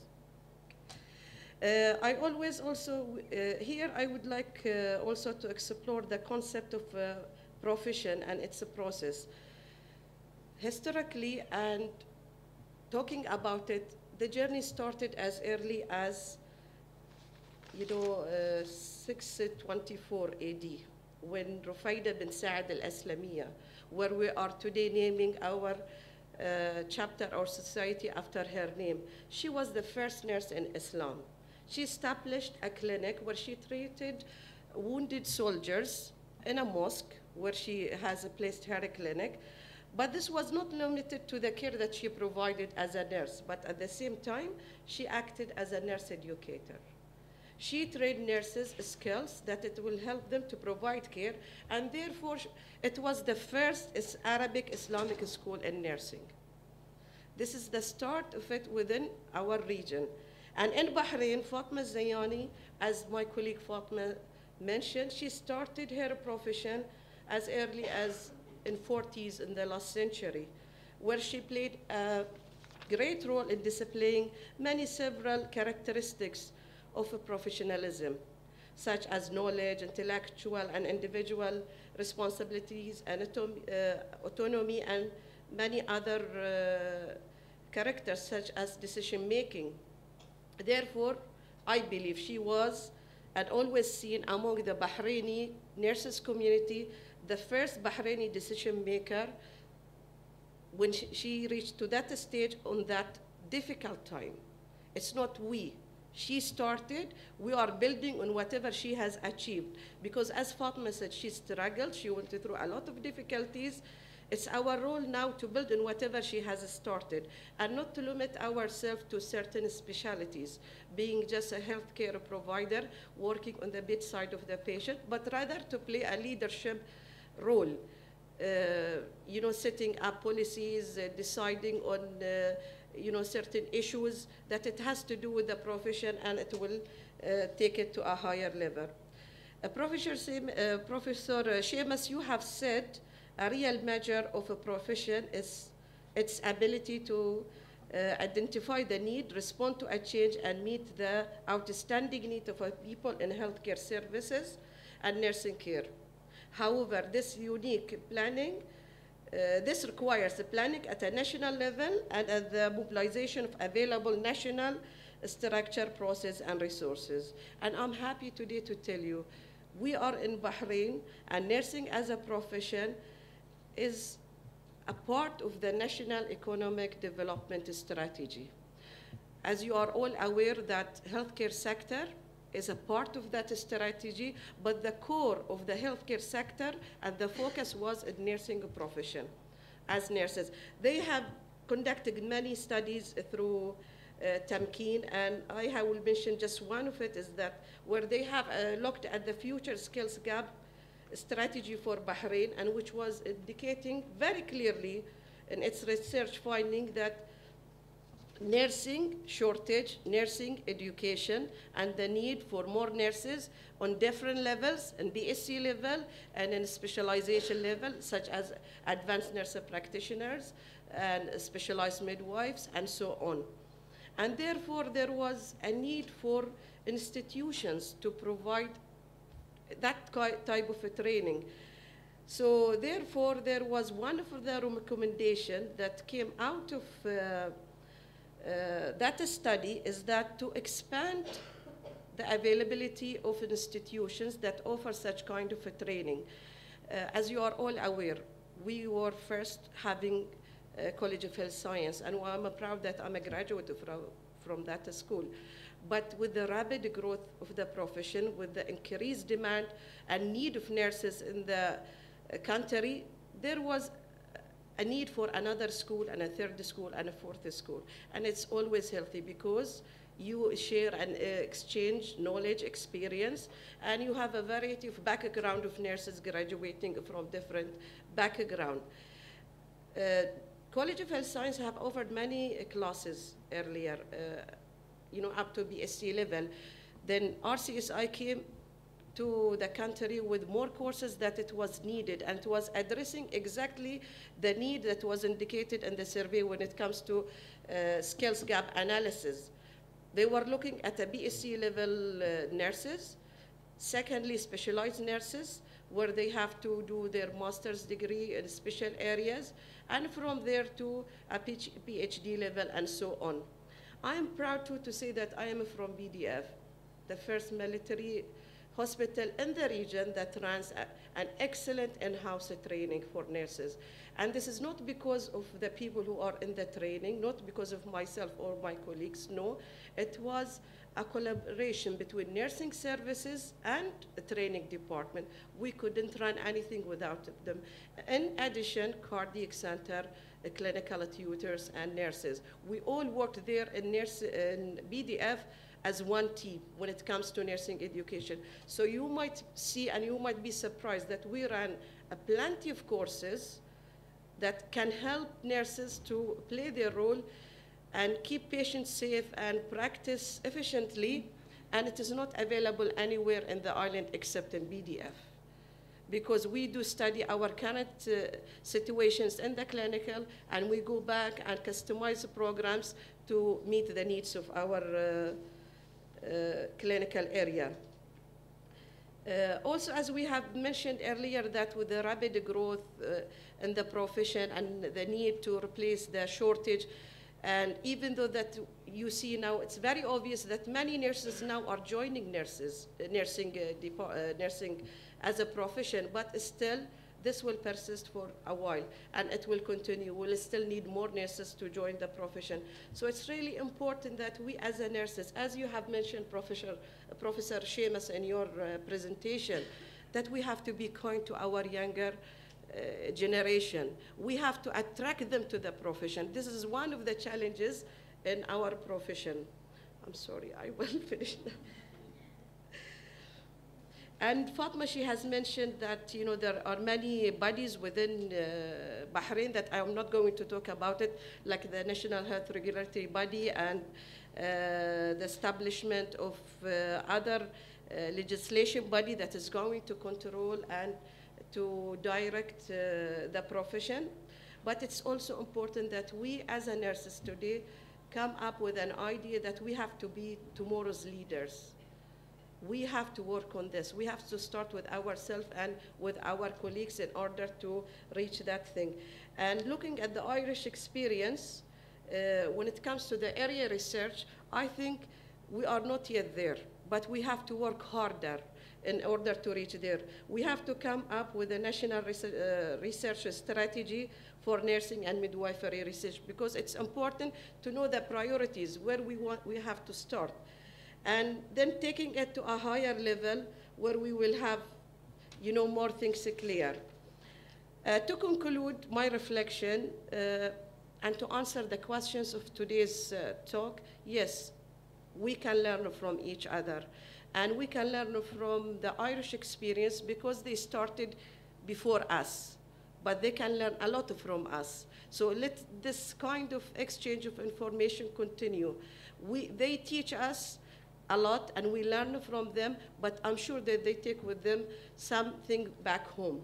So saying all what I have said, and I try to make it as simple as I can, but the tendency to do such kind of thing with such kind of topic, it's very challenging. So I'm back to the challenges that we face every day. Let us consider this as a learning opportunity, and the establishment of Sigma Theta is a start for all of us. Let us, all of us, get together, work closer. Don't think as I, rather think as we. It's not me that I have to finish my studies. It's we all that we have to improve the service. And with this, I would thank you all for listening for me. Thank you.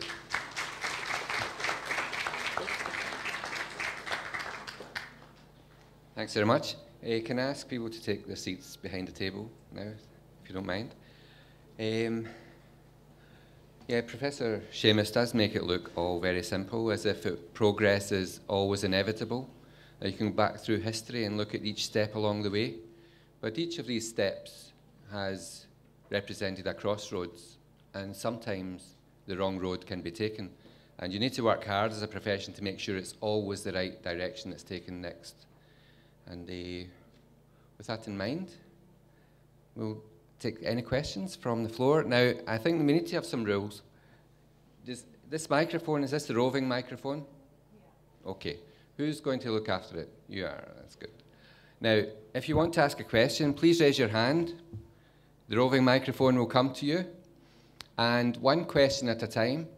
You can introduce yourself, but you don't need to make big, long statements. Just introduce yourself and then ask a question. Keep it simple, and we'll get through it. So, any questions? My question is fine. Yeah, so my question is to Ms. Fayouz. So my question is, why you say that the gap between theory and practice is increasing? Well, I believe that it's decreasing, and today's workshop is an example of that. So my question is, why you say that is increasing? I think it's not. You know that last year, Nursing Week, if you have a look on the themes of Nursing Week, they are trying to cover research and evidence-based practice all over the world. And they already find that the nurses, if they are not involved from the beginning in the decision-making of care, that means still there is a gap. Okay, if they don't have the autonomy to decide or to participate from the beginning, when they are even developing the rules, regulation, developing the standard of practice, still there is a gap. And they found even if there is no communication coordination between clinical area, which is in hospital mainly, and even the schools of nursing, the gap will be increasing. And it's really increasing because still there is no coordination, or they are not building the knowledge or base of knowledge according to the clinical practice. And in addition to that, if you remember, demanding for the community still increasing. New technology, new processes still increasing, but we are in the same base of knowledge that we have it. It did not change. So the gaps you expect by time it will be increased unless there's a coordination between both parts, which is, the schools of nursing and the hospitals. They need to start to build their own standard of practice based on what already educated in the nursing schools.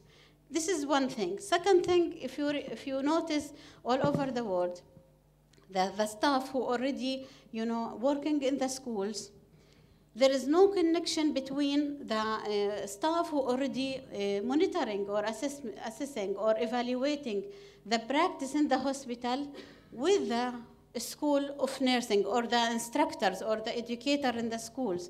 So still there is a gap. As my colleagues also mentioned, we need to start to think as a group, team. We need to say we, not I. Schools all over, separated from the hospitals. We need to start to build, this connection between schools and hospitals, which is obvious. And you will notice it. If you are talking or mentioning about the level of nursing all over the world, why there is a difference? Because there is no connection between the hospitals and the nursing schools.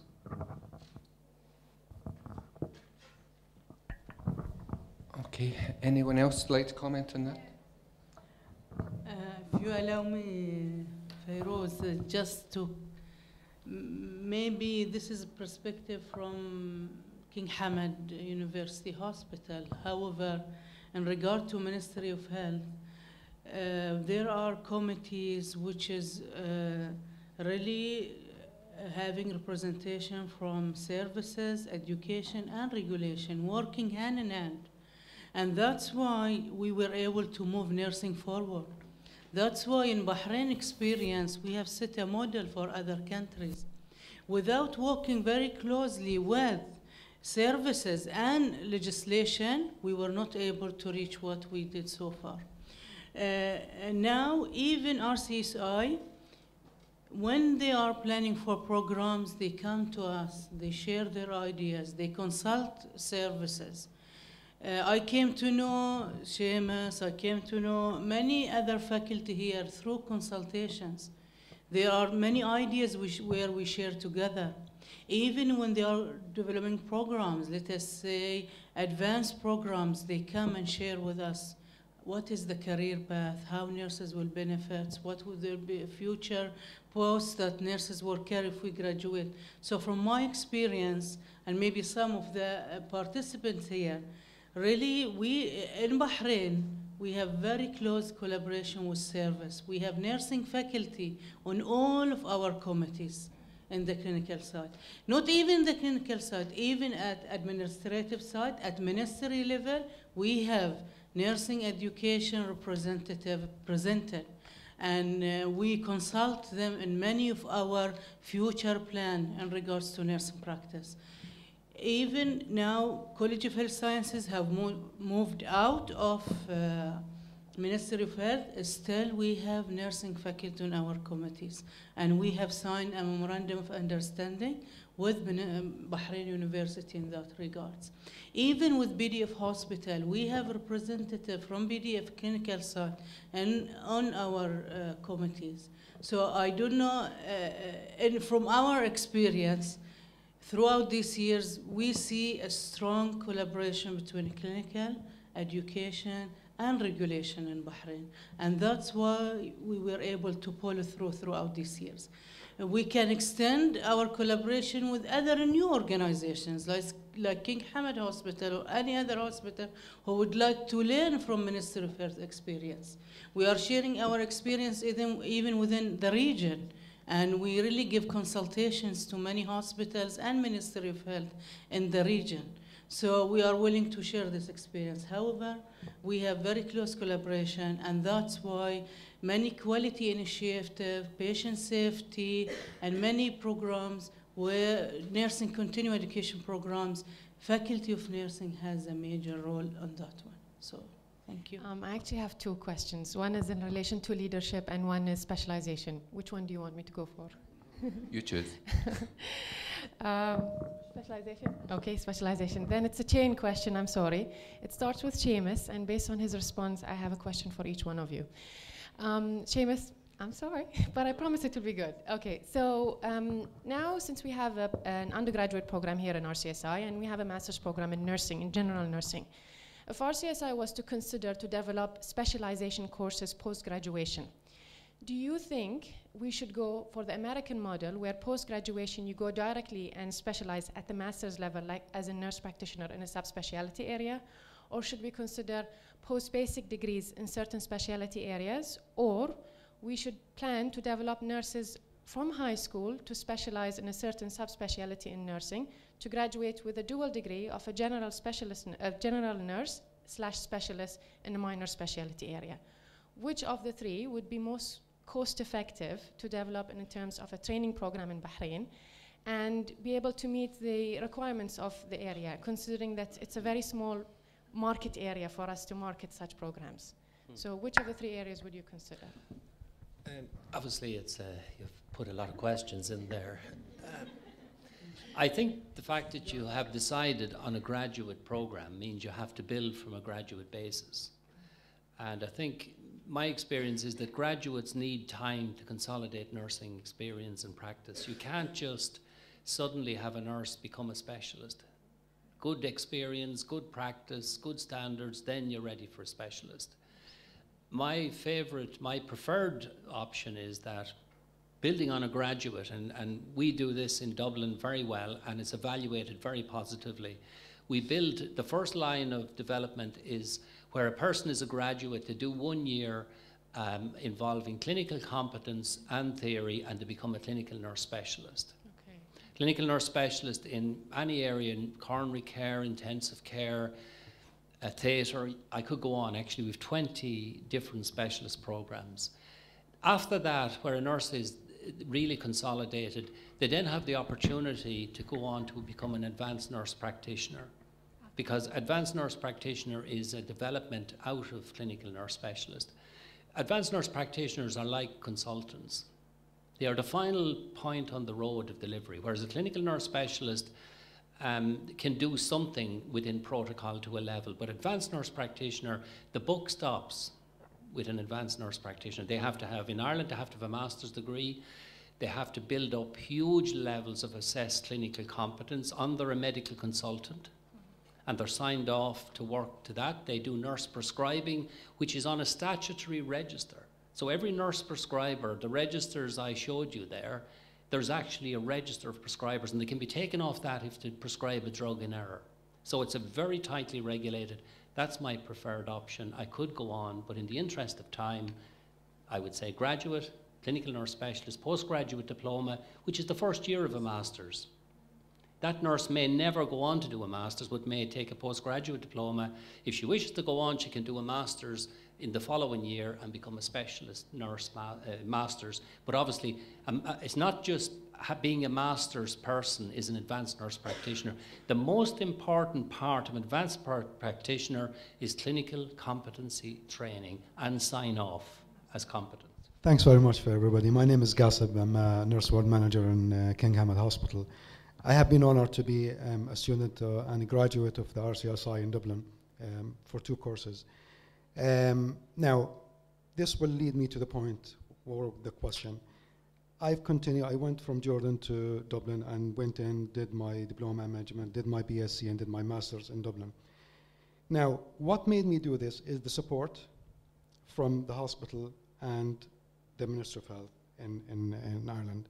Now, the question for my dearest panel, to what extent is Bahrain actually supporting students in financial point of view? Because we know finance is a very important thing. If I'm a student, if I'm a worker, I need to be a lot of money to finish or to complete my study. To how much you actually support student financially? Well, Bahrainis are sponsored by Tamkeen. Tamkeen is a body that has been generated since they worked on the strategy for development, and it used to be the labor market, and then it's became Tamkeen. Tamkeen is an empowering body where it looks at, I have said this in my presentation, that there is a skill gap studies that's being conducted in all sectors, in all professions within Bahrain, and one of the areas is healthcare sector. And I have mentioned that nursing profession was one of the core areas that they have addressed very closely. Therefore, there is a plan, and there is a strategic plan that to sponsor Bahraini students and to encourage females and males to pursue this profession at the undergraduate level. So they are going to be sponsored fully in the 2 schools until they complete their studies. What we are aiming at, and it has been addressed in the report, that there is a need also for sponsorship in a higher level, in specialization level. I'm not necessarily saying master degree, but rather nurse care practitioner courses, advanced nurse practitioners courses, specialized midwife courses at a higher level as opposed to graduate courses. We are not yet there, but I think according to their action plan to execute and to meet the strategy, they were working also slowly but gradually and steady, meeting, the immediate demand, which is like having a BSc qualified nurses to attend the patients, and from there to develop leaderships. There are many institutions in Bahrain sponsoring the Bahrainis to continue their higher studies. Also ministries, Ministry of Defense, in addition to Ministry of Health, they send many of their employees to go in addition to the private organizations. Everyone contribute to this. Majority of nurses work for Ministry of Health. It was clear from my presentation. Ministry of Health work with 4 nurses from different levels. First of all, high school graduates, they are encouraged to get into nursing. Ministry of Education, Tamkeen, other organizations, government and non-governmental, support them to go into generic BSN program. We have HR plan for nursing adopted by the government since 2004, and even before that one.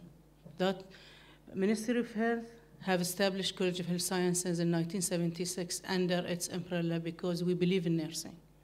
And 60% of healthcare professionals in Ministry of Health are nurses.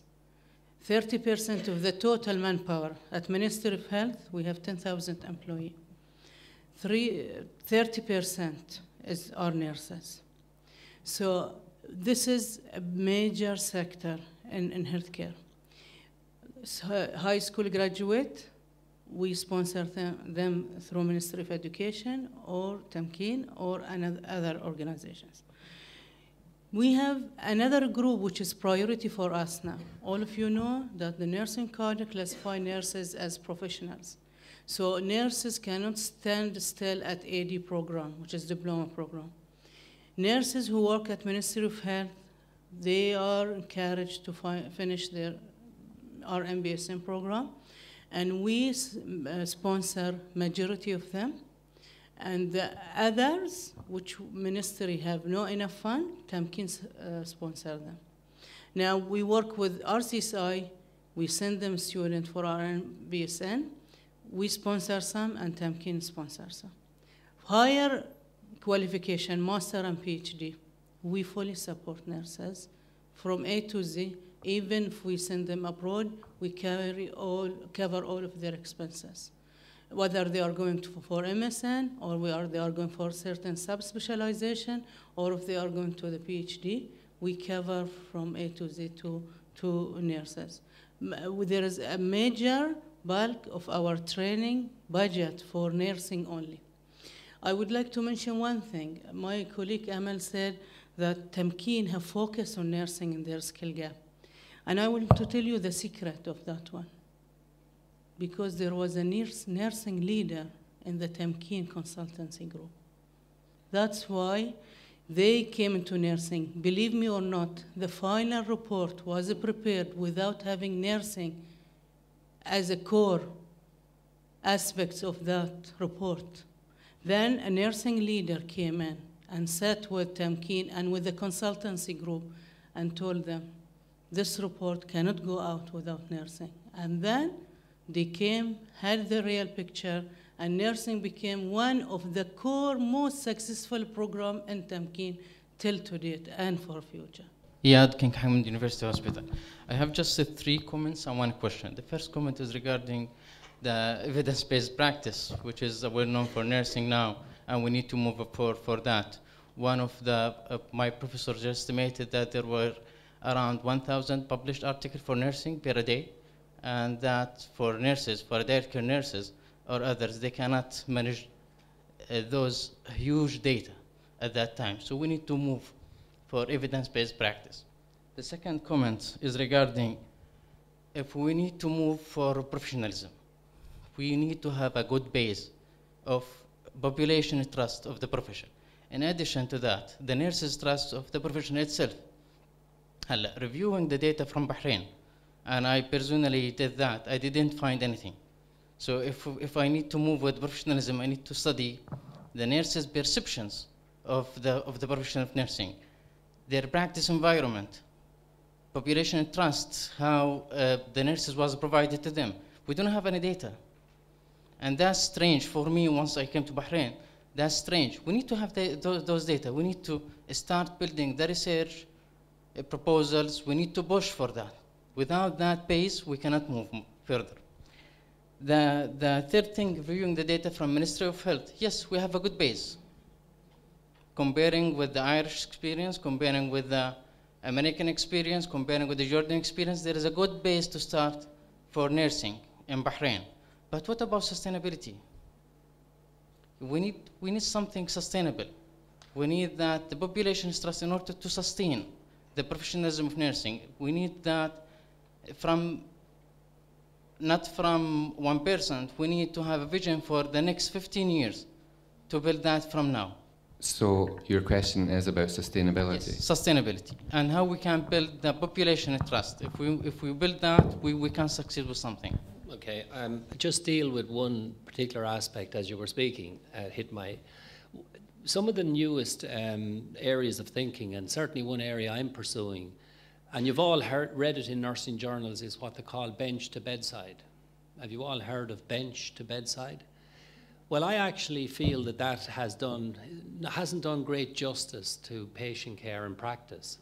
My theory now is from bedside to bench. because many of the practices that we undertake in nursing have never been evaluated, they lack evidence, and what I'm trying to do, my theory at the moment, is to ask nurses to bring their practice back to the bench so we can look at it. They can research it through research proposals. They can come up with new ideas, and they can send it back to practice by saying, look, we've brought the practice of, for example, feeding helpless patients or preventing pressure ulcers. Let's see what the practice, take it to the bench. The problem with the other side, the bench to bedside, is much of the research never left the bench. It never got to the bedside. So I think we need to focus in nursing on bringing bedside to bench and looking at it. And that is outcomes research. One of the biggest weaknesses, and I could go on about it forevermore here, is that we do not focus on outcomes research. We avoid it like the plague because we don't want to know about it. So let's bring our practice back to the bench. Centres like this wonderful school here, centres of excellence, where we bring the practice in, we evaluate it, we look at it in an outcomes way. Maybe we get a strategy for research, but it gives us then an opportunity to apply validated methods of evaluating practice, much like what this gentleman says, which is normative data comparing what's happening in Ireland, what's happening in the world, and we're benchmarking Bahraini nursing practice against best international practice by reversing the argument, bedside to bench. My name is Mariam. I work in CCU. I'm supervisor in CCU Salmania. My question is to Mrs. Fatima. First of all, I would like to thank you for your great efforts to have nursing specialized in Bahrain, professionalized. And my question is, we have more hopes and dreams for the future of career and clinical pathway for nurses. Are we going to shift towards the future and see new positions like in the plan, new positions in the plan like coordinators, facilitators, educators that are done within the wards but without a title? Are we going to see this in the near future? Is this in the plan? Thank you. Mariam was one of my students, by the way. I'm very happy to see you in your graduate program and doing very well. I see nursing future is very bright in Bahrain. And there are many opportunities for nurses to go forward. We see more than coordinator and facilitator and educator. We see advanced nurse practice. As I told you, I'm sitting on the board of regulation in Bahrain, and I do this on daily basis, and we have a lot of standard and guidelines, and law is going to see the light soon, and nurses are going to have the autonomy that they are dreamt of. That's why we send a group of nurses to do their master in advanced nurse practice, and to have clinical nurse specialists and nurse practitioners, Bahraini nurse practitioners, and we are proud to have a group of them now in Ireland. We see nurses, not only clinicians, providing basic nursing care. The ministry strategy is toward expanding nursing role. It is in our mission, and it's in our healthcare strategy. Nursing healthcare strategy for Ministry of Health have addressed one key result area. I didn't have time to discuss it. One key result area as advanced nurse practice, and also having expanding role of clinical specialists and specialized nurses within clinical staff. So I would like to assure you that what you have dreaming of is going to see the light, and light very soon. But at the same time, I would like to give you an advice that please continue doing good for nursing and for nurses. I believe in that happy nurses means happy patient. Continue to focus on positive aspects of nursing and do the best for the profession. Forget yourself and focus on the profession. Nurses do a major role in healthcare. In Ministry of Health, we really focus on nursing, but my advice for all of you, you are doing your graduate study, you are the one who will lead the future. Most of us here, maybe we will leave, we will retire, but you are the future of Bahrain. Please keep on doing the right thing. And I think, Mariam, you are on the right track now because you are in graduate study and you are in good position. And I hope to have enough time at Ministry of Health to see you creating the change you are dreaming of. And I wish you all the best, and nursing future is very bright. Please continue doing the good thing. It was really interesting, but we are working in a private sector. All of you are working from King Hamad in the Ministry of Health. So how are we going to be benefited in terms of education, continued education and training from your end? Can you give us some highlights about how to do this? I think there is no boundaries to training and education, and being a nurse by itself gives you the privilege to be trained at any hospital in Bahrain. We in BDF Hospital, we help in this. Sometimes we do things as an in-house and people come and participate in our activity, or vice versa. Or if you need something to be done in your hospital, in your environment, this is also possible. This is when it comes to training and education. And I think similarly, when it comes to universities and institutions that provides training and education. But the starting point is that not to think as private and government. Bahrainis, non-Bahrainis.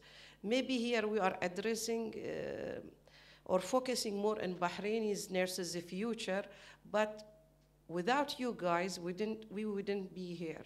Without the senior nurses that they were non-Bahrainis, and all of us, we were taught by non-Bahrainis. Not only the case Bahrainis. Even Bahrainis have learned from others. So you are our colleagues, and I don't see any boundaries. My question to Dr. Fatma, you said that you have like 10% of male working as nursing. So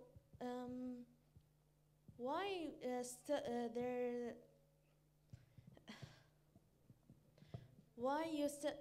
still male or lack of males from 2010 still unemployed from RCSI students? Why that's happening? But okay, about male-female ratio, as I said, it is cultural issue. However, we encourage more male to come to nursing, and we support, even with Tamkeen, we have a strategy to encourage more male nurses to come to nursing. About RCSI graduate, why they are still not employed at Ministry of Health, is this your question? This is an issue, administrative issue, and it's between RCSI and Ministry of Health. We had several meetings, Charles was there, and this issue soon will be resolved.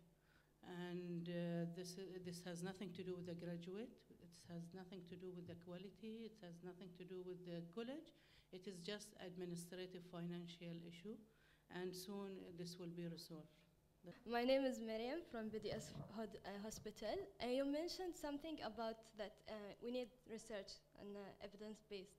And you mentioned it is not necessarily have to be a part of an academic study. So how you are giving that opportunity for staff nurses? Like for me, I'm just a junior. And maybe I will touch some things and I will observe many things. And I need to establish such a thing. So who will help me? Who will make it easier for me? Especially Major Maha, she said make it simple. So how you are making it simple for us? Do you remember my little slide that 90% of medical articles are dealing with 10% of patients? That's my point. I think we need to focus on what is the practical aspects of nursing. We need to take research questions from practice settings and work with them. And that doesn't happen easily. I mean, you need an infrastructure. You need, the point that was made about integration of theory and practice, you need a closeness between the clinical activity and the university environment in developing research. Because the reason I think that there's 90% of articles dealing with 10% of patients is because academics tend to work in laboratories some distance from patients. And I think if we're to devise nursing research, then we have to deal with real things in real clinical situations.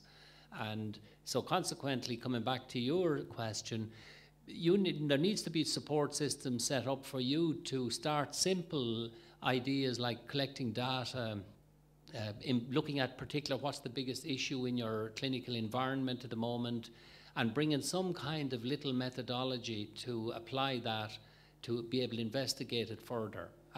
But what that needs to happen, you can't do that without support, guidance, and a little bit of clinical supervision from people who know more about it than you do. So it does require coordination and structure. And I think if that's put in the first instance, I think it does develop a more robust and stronger nursing research system. But if it doesn't happen with you, it really doesn't matter, because you're the people that matter in terms of clinical research. If we don't encourage you to think research, we've lost the plot, because there's no point in waiting till you come in to take my job in the university and then think research. You have to start now, and you have to keep encouraging yourself. You have to be inquiring. You have to make contact with the university. Don't just disappear into the woodwork and work very tough hours providing patient care. You have to continue to develop the things, the values that this school gave you when you did your training. Can I give a round of appreciation for the panel here for their efforts? And Dr. Catherine will now come to the microphone to wind up the session for us. Well, I'd like to say thank you all very much to our speaker, of course, and our panel, but to all of you who've participated and made the whole paper come alive with your questions, and I can feel the energy. And I would like to think that today would be the start of a trust-building exercise, which one of our participants mentioned, within the profession in Bahrain, regardless of whether you work in private or public, or no matter what your speciality or your aspirations are. We are all nurses, first and foremost, and nurses together, and we should learn to stand together and stand behind each other. And that's the one thing we can take from the medical profession. They do that. They do it regardless of whether they like people or not. So we just have to be professional and, you know, do the best we can to improve patient care and to support each other. So I think today has been a great start. I've been very encouraged, and hopefully some of you will like to come to more of our sessions. We will be running another educational event before the end of the year, and perhaps also you will join the association, the Honour Society, the Rafida Society, because this is the first step in our process of going towards full chapter formation. There are actually 6 phases to forming a full chapter, and we're now at phase 3. And the other 3 steps should be very straightforward, as long as we have a certain number of members and participation, and that people will come to educational events. So with that in mind, we have constructed a small kind of questionnaire that I'll pass around in a few minutes. We would really like to see what you would like to have as your priorities for future educational events, rather than us coming in with our ideas. And we're thinking in terms of that we could run one-day workshops, that kind of thing. But you tell me what you want, and if you would fill that, I would be really grateful. And we'll collate the information we get from that, and we'll decide on our next session. The other thing is we do have your emails from the registration, and I hope it's all right that we can use that as a database to contact you so that we can send out future information, and that hopefully you will disseminate that further on to your colleagues who haven't been able to come today. And I think that's really all at the moment. There are loads of things I could say about Sigma and the process of joining, but I think, you know, you can, we will be giving some more information sessions. We have done a few, but we do plan to do more in the hospitals. And it really is quite a straightforward process to join if you're interested in joining. So before we finish, we've got some presentations we'd like to make to our speakers here, so I'll just get those. Thank you very much, Fatima. We really appreciate you coming along today. Thank you. Thank you. Thank you. Major Amal? Major Amal, thank you very much. Thank you very much. We've really appreciated all your input today. And you know so many of the students personally as well, and I know they've appreciated it. Thank you. Thank you. Dr. Farouz?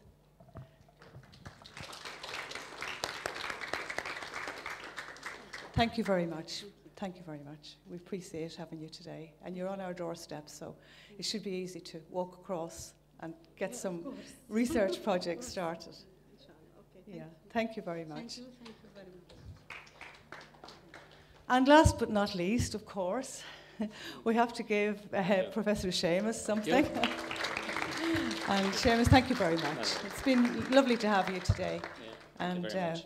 You know, Seamus was my old boss, you know, but I had to, I didn't get away from him. Thanks very Seamus. much, Thanks. Previous boss. Previous, old, she All said. right. Freudian slip. Thank you all very much. I'll just circulate these they're not evaluation sheets, just to get your interests on what you think you'd like for priorities for further sessions. You can fill them in now if you like and leave them, or take them away. But I know from experience that when people don't fill things in when they're here, the chances of getting them back are always, yes, very, very, very hard. Thank you.